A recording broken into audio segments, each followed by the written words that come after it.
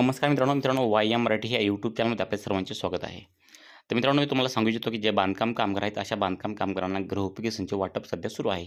परंतु कोणत्या जिल्ह्यामध्ये सुरू आहे आणि कधीपासून कोणत्या जिल्ह्यात कधी सुरू होणार आहे, हे अद्याप बऱ्याच बांधकाम कामगारांना माहीत नाही आहे. तर आपण काल एक व्हिडिओ बनवला होता की नोंदणीकृत बांधकाम कामगारांना गृहोपयोगी संच वाटप सुरू 2025 मध्ये. तर असा व्हिडिओ बनवला होता, तुम्ही या ठिकाणी पाहू शकता. त्याचा स्क्रीनशॉट पण दिलेला आहे. तर त्या ठिकाणी भरपूर जणांचे कमेंट आलेले आहेत की सर आमच्या जिल्ह्यामध्ये कधी सुरू होणार आहेत, आणि त्यांनी त्या ठिकाणी त्यांच्या जिल्ह्याचं नाव पण दिलेलं आहे. तर तुम्हाला अशा परिस्थितीत सांगू इच्छितो की सर्वात प्रथम तुम्ही काय करायचं आहे की आपल्या टेलिग्राम चॅनलची लिंक व्हिडिओच्या खाली डिस्क्रिप्शन दिली आहे. या ठिकाणी आपण टेलिग्रामची लिंक दिलेली आहे. तुम्ही या ठिकाणी पाहू शकता. आपल्या टेलिग्राम चॅनलला जॉईन करायचं आहे. तर टेलिग्राम चॅनलला जॉईन करण्यासाठी आपल्याला काय करायचं या ठिकाणी तुम्ही पाहू शकता. आपल्या टेलिग्राम चॅनलची लिंक या ठिकाणी तुम्ही पाहू शकता. आपल्या टेलिग्रामच्या चॅनलचं नाव या ठिकाणी वाय-एम मराठी या ठिकाणी तुम्ही पाहू शकता. तर या ठिकाणी असा लोगो पण आहे. तर आपल्याला काय करायचं, तुम्ही व्हिडिओ पाहतात आता सध्या व्हिडिओच्या खाली डिस्क्रिप्शनमध्ये जायचं आहे. असं व्हिडिओच्या खाली डिस्क्रिप्शनमध्ये आल्यानंतर या ठिकाणी तुम्ही पाहू शकता. व्हिडिओच्या डिस्क्रिप्शनमध्ये या ठिकाणी दिलेलं आहे. त्यानंतर या ठिकाणी तुम्ही खाली आल्यानंतर तुम्हाला या ठिकाणी आपलं जॉईन टेलिग्राम चॅनल या ठिकाणी पाहू शकतात. जॉईन माय टेलिग्राम चॅनल या ठिकाणी असे एक ऑप्शन आहे. आणि त्यानंतर या ठिकाणी पाहू शकतात खाली दिलेलं आहे जॉईन टेलिग्राम ग्रुप. आता आपल्याला टेलिग्राम चॅनल आणि टेलिग्राम ग्रुप दोन्ही तुम्हाला जॉईन करून घ्यायचं आहे. त्या ठिकाणी तुम्हाला काय होणार आहे, त्याची संपूर्ण जे अपडेट आहेत बांधकाम कामगाराची गृहोपयोगी संच वाटप, तुम्हाला या ठिकाणी या ठिकाणी जे आहे ते तुम्हाला ताबडतोब त्या ठिकाणी समजून जाईल की कोणत्या जिल्ह्यात कधी जे आहे ते गृहोपयोगी संच वाटप सुरू आहे. तर असं तुम्ही या ठिकाणी आपल्या टेलिग्राम चॅनल जे आहे ते तुम्ही जॉईन करून घेऊ शकतात. आता टेलिग्राम चॅनल तुम्हाला या ठिकाणी पाहू शकतात की गृहोपयोगी संचाचे जे फॉर्म आहे, तो फॉर्म पण त्या ठिकाणी आपण दिला जातो. त्या फॉर्मवर तुम्हाला संपूर्ण माहिती दिली जाते. कधी तुम्हाला या ठिकाणी पहा कोणत्या जिल्ह्यात कधी सुरू आहे, हे पण या ठिकाणी टोकन वाटप बंद आहे, पुढील टोकन दिनांक लवकरच कळवण्यात येईल, संपूर्ण या ठिकाणी माहिती भेटत असते तुम्हाला. त्यामुळे आपल्या टेलिग्राम चॅनल तुम्ही जॉईन करून ठेवा. आणि त्यानंतर बांधकाम कामगारांना जे गृहोपयोगी संचाचं जे आपलं फॉर्म आहे, तो फॉर्म तुम्हाला या ठिकाणी भेटून जातो. म्हणजे जे काही तुम्हाला बांधकाम कामगारांना जे काही उपयोगाची कागदपत्र किंवा डॉक्युमेंट्स असतात, ते आपल्या टेलिग्राम चॅनलवर तुम्हाला भेटून जातात संपूर्ण. हे अशा बांधकाम कामगारांना जे आता गृहोपयोगी संचाचा हा फॉर्म आहे, तर या ठिकाणी आता बऱ्याच बांधकाम कामगारांनी कालचा व्हिडिओ पाहिला नसेल, त्यांच्यासाठी थोडक्यात सांगण्याचा प्रयत्न करतो. या ठिकाणी बांधकाम कामगारांनी हा फॉर्म घेतल्यानंतर हे हमीपत्र आहे. तर आपापल्या जिल्ह्यामध्ये वेगवेगळे हमीपत्र असू शकतात. परंतु हे एक हमीपत्र आहे तुमच्या जिल्ह्यामध्ये हे हमीपत्र चालते का पहा. तर या ठिकाणी काय करायचं, तुम्हाला थोडक्यात सांगण्याचा प्रयत्न करतो की मंडळात नोंदणीत असून माझा नोंदणी क्रमांक, म्हणजे तुमचा नोंदणी क्रमांक या ठिकाणी टाकायचा आहे. तुमच्या कुटुंबातील जेही व्यक्ती नोंदणी करत असतील बांधकाम कामगाराकडे, त्या नोंदणीकृत व्यक्ती किती आहेत, 2-3 काय असतील त्या ठिकाणी टाकायचे. नसतील तर 0 टाका, असतील तर 2-3 असतील तर 2 टाका. जे असतील ते टाका, नसेल तर 0 टाका. आणि त्यानंतर या ठिकाणी पहा तुम्हाला बांधकाम कामगारांनी 2 जणांचे आपण आकडा टाकला तर 2 जणांचे आपण दोघांची 2 आकडे टाकले तर या ठिकाणी 2 जणांचे नाव टाकायचे. या ठिकाणी नाव, त्यांचं नातं काय तुमच्यासोबत आणि त्यांचा नोंदणी क्रमांक. जर नोंदणी क्रमांक असेल म्हणजे तुमची नोंदणी या ठिकाणी महाराष्ट्र राज्याकडे तुमच्या नातेवाईकाची असेल तर तुमच्या कुटुंबातील ते त्यांचे नावं, तुमचं नातं काय आहे त्याच्या या ठिकाणी नोंदणी क्रमांक टाकायचा आहे. तर अशा प्रकारे तुम्हाला या ठिकाणी जे आहे त्या ठिकाणी पाहू शकतात. जे आहे ते 30 नग तुम्हाला भेटणार आहेत. बांधकाम कामगारांना 30 नग या ठिकाणी भेटणार आहेत. आणि त्यानंतर हे झाल्यानंतर तुम्हाला या ठिकाणी दिनांक टाकायचा आहे.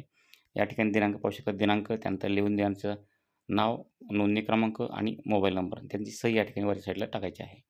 तर अशा प्रकारे तुम्ही जे आहे ते संपूर्ण फॉर्म भरून घ्यायचा आहे. तुम्हाला त्या कालच्या व्हिडिओने तुम्हाला संपूर्ण माहिती सांगितलेली आहे. परंतु अशा प्रकारे तुम्हाला भरपूर या ठिकाणी जे आहे ते आपल्या टेलिग्राम चॅनलवर तुम्हाला संपूर्ण माहिती भेटत असते. त्यामुळे टेलिग्राम चॅनलला जॉईन करून घ्या. तर अशा प्रकारे आपलं जे आहे ते टेलिग्राम चॅनलला जॉईन करून घेतल्यानंतर आता या ठिकाणी पहा, तुम्ही या ठिकाणी आल्यानंतर बऱ्याच बांधकाम कामगारांनी 1 वर्ष झालं नोंदणी करून, परंतु त्या बांधकाम कामगारांना अद्यापही गृहोपयोगी संच भेटलेला नाही आहे.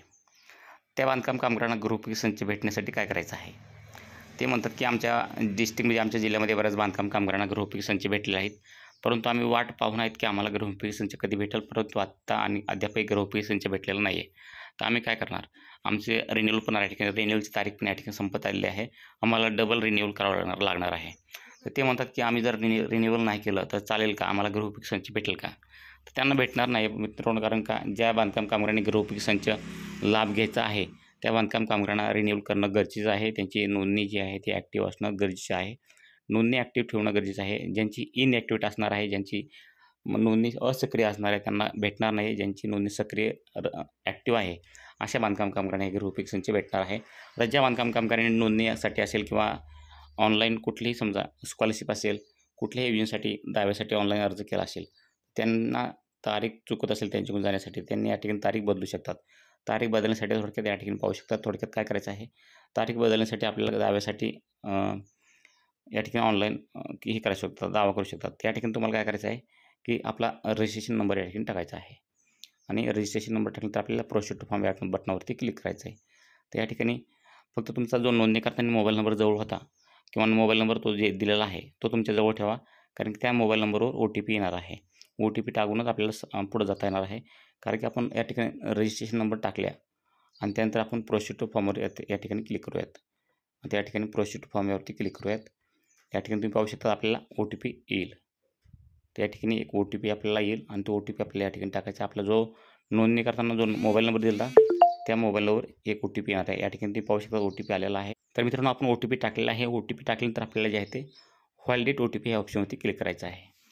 त्या ठिकाणी पाहू शकता व्हॅलिडेट OTPवरती क्लिक केलेलं आहे आणि आपण या ठिकाणी जे आहे ते आपण ह्या महाराष्ट्र इमारत व इतर बांधकाम कामगार कल्याणकारी मंडळाच्या ऑफिशियल वेबसाईटवर आलेलो आहोत. या ठिकाणी पाहू शकतात. आता या ठिकाणी काही कारणास्तव मी या ठिकाणी तुम्हाला सांगतो की तुम्हाला या ठिकाणी आल्यानंतर तुम्हाला काय काय पाहायला भेटणार. तुमचा जे आहे ते नोंदणी क्रमांक तुम्हाला पाहायला भेटेल. त्यानंतर तुमचा आधार क्रमांक आणि त्यानंतर तुमचा मोबाईल नंबर असा या ठिकाणी पाहायला मिळेल. परंतु तुम्हाला काय कारणास्तव या ठिकाणी मी दाखवत नाही आहे. काही सिक्युरिटी कारणामुळे तुम्हाला हे आधार क्रमांक, मोबाईल क्रमांक माझा दिसत नाही आहे.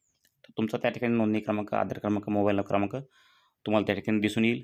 आता या ठिकाणी पाहू शकता तुम्हाला संपूर्ण क्लिअर दिसल्यानंतर त्या ठिकाणी पाहू शकता तुमचं काय करायचं आहे की ज्यावेळेस तुम्ही भेटीची तारीख बदलण्यासाठी पोचपावती क्रमांक भरा. म्हणजे तुम्हाला या ठिकाणी जे आहे ते तुमचा पोचपावती क्रमांक या ठिकाणी टाकायचा आहे. तर पोचपावती क्रमांक तुम्हाला त्या ठिकाणी दिला असेल तो पोचपावती क्रमांक या ठिकाणी टाकून घ्या. बरोबर टाकून घ्या आणि गेट क्लेम डिटेल्स या ठिकाणी आपल्याला क्लिक करायचं आहे. त्या ठिकाणी नंबर टाकून गेट क्लेम डिटेल्सवर क्लिक केल्यानंतर तुमच्यासमोर एक नवीन पेज ओपन होईल आणि त्या ठिकाणी तुम्हाला जी आहे ती तारीख त्या ठिकाणी तुमच्या मनाने तुम्हाला जी चॉईस करायची आहे, जी निवडायची ती तारीख त्या ठिकाणी निवडू शकतात. तुमच्या ज्यावेळेस तुम्हाला रिकामा वेळ असेल त्या दिवशी तारीख निवडू शकतात. म्हणजे तुम्ही त्या ठिकाणी जायला फ्री असताल. कारण का त्या ठिकाणी जाणं गरजेचं असते. त्या ठिकाणी जर तुम्ही अनुपस्थित किंवा उपस्थित राहिला नाहीत, तुम्हाला त्या ठिकाणी तुमचा जो अर्ज आहे तो त्या ठिकाणी रिजेक्ट केला जाईल. त्यामुळे तुमचं त्या ठिकाणी जाणं गरजेचं आहे. तर अशा प्रकारे मित्रांनो, बांधकाम कामगारांनी आपली तारीख या ठिकाणी जी आहे ते बदलू शकतात आणि जे बांधकाम कामगार दाव्याची नियुक्तीची तारीख बदलणार आहेत त्यांनी अशा प्रकारे बदलू शकतात. तर मित्रांनो, नक्कीच ही माहिती तुम्हाला थोडक्यात आवडली असेल तर व्हिडिओ लाईक करा, चॅनलला सबस्क्राईब करा आणि ज्या बांधकाम कामगारांच्या मनामध्ये आणखीन काय प्रश्न शंका असतील त्यांनी या ठिकाणी मला कमेंट करून सांगायला विसरू नका. तर या ठिकाणी ही तारीखाची विषय जो आहे तो या ठिकाणी पाहू शकतात 2025 या ठिकाणी जे आहे त्या ठिकाणी पहा. मंडळाच्या आदेशानुसार दिनांक 5 फेब्रुवारी 2025 पासून तालुका सुविधा केंद्रात डेटा एंट्रीचे काम बंद करण्यात येत आहे. बांधकाम कामगार आपली नोंदणी, नूतनीकरण व लाभाचे अर्ज ऑनलाईन पद्धतीने आपल्या सोयीच्या जागेवरून भरू शकतील. अर्ज भरल्यावर कागदपत्राच्या पडताळणीसाठी कामगारांना आपल्या सोयीची तारीख निवडावी लागेल. 6 फेब्रुवारी 2025 पासून ह्या तारखा निवडण्याची सुविधा दिलेली आहे. निवडलेल्या तारखेस मूळ कागदपत्रासह निवडलेल्या सुविधा केंद्रावर हजर राहावे लागेल. ठरलेल्या तारखेस व ठिकाणी हजर न राहिल्यास अर्ज नामंजूर करण्यात येईल. तर मित्रांनो, या ठिकाणी तुम्ही पाहू शकता तुम्हाला त्या ठिकाणी उपस्थित राहणं गरजेचं आहे. जर तुम्ही त्या ठिकाणी उपस्थित हजर राहिला नाहीत, तुमचा अर्ज जो आहे तो त्या ठिकाणी नामंजूर म्हणजेच रिजेक्ट केला जाईल. तर मित्रांनो, थोडक्यात तुम्हाला माहिती समजली असेल की आपण अर्जाची तारीख कशी बदलता येईल हे तुम्हाला थोडक्यात मी सांगण्याचा प्रयत्न केला. ती माहिती तुम्हाला थोडी पण आवडली असेल तर व्हिडिओ लाईक करा, चॅनलला सबस्क्राईब करा आणि अशा तुमच्या मनामध्ये आणखीन काही प्रश्न शंका असतील तर आम्हाला कमेंट करून सांगायला विसरू नका. भेटत नवीन माहितीसह नवीन व्हिडिओमध्ये. तोपर्यंत जय हिंद, जय महाराष्ट्र.